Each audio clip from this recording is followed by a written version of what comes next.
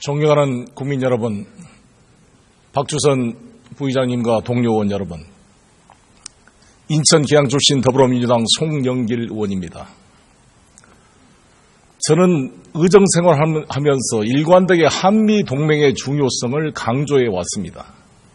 노무현 정부 시절에 많은 분들이, 진보적인 분들이 한미 FTA를 반대했지만 저는 한미 FTA는 불가피하다고 일관되게 찬성을 하고 그 미비점을 보완해 가야 된다고 주장해 왔습니다. 동시에 저는 남북관계의 중요성을 강조해 왔습니다. 남북관계와 한미동맹은 동시 병행해서 추진되어야 함을 강조해 왔습니다. 저는 동시에 미국의 이라크 전쟁을 반대했습니다. 미국의 특별한 정책을 반대하는 것이 반미가 될 수가 없습니다. 오바마 대통령도 조지 W. 부시의 이라크전을 반대했습니다. 트럼프 대통령도 당시에 이라크 침략을 반대했습니다. 결국 사후적으로 이라크 전쟁은 잘못된 정보에 기초한 전쟁임이 밝혀졌습니다. 미국의 특정한 정책에 반대하는 것이 반미가 될 수가 없습니다. 미국과 대한민국의 이익은 많은 부분에 일치하지만 100% 일치하는 것은 아닙니다. 미국의 세계 전략적 이해와 우리 대한민국의 국익과는 불일치하는 것이 있을 수 있는 것입니다. 이게 대표적인 것이 전략적 유연성 문제 가지고 많은 갈등이 있었습니다. 우리 한미 상호방위조약은 북한을 방어하기 위한 것입니다. 그러나 미국의 세계 전략은 주한미군으로 하여금 대만의 분쟁이나 센카쿠 열도를 비롯한 일본과 중국의 분쟁에도 개입될 수 있는 가능성을 열어놓고 있는 것입니다. 이번에 사드 배치 문제도 마찬가지입니다. 사드 배치 왜 배치하고자 하는 것입니까? 북한의 핵 문제를 해결하기 위한 것입니다.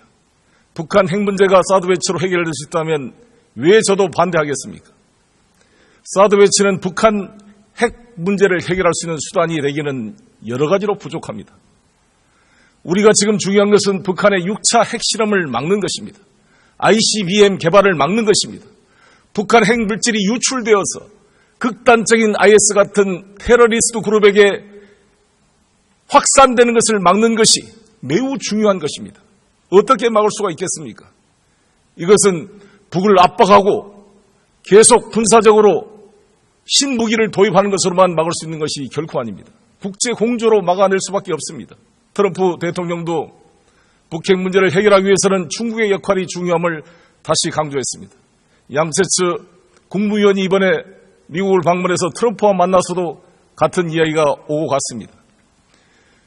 우리 대한민국은 1992년 중국과 국교 수립 이래 25주년이 되는 오늘의 이르기까지 긴밀하게 공조를 해왔습니다. 시진핑 주석도 북한보다는 대한민국을 중시하고 우리를 먼저 방문했습니다.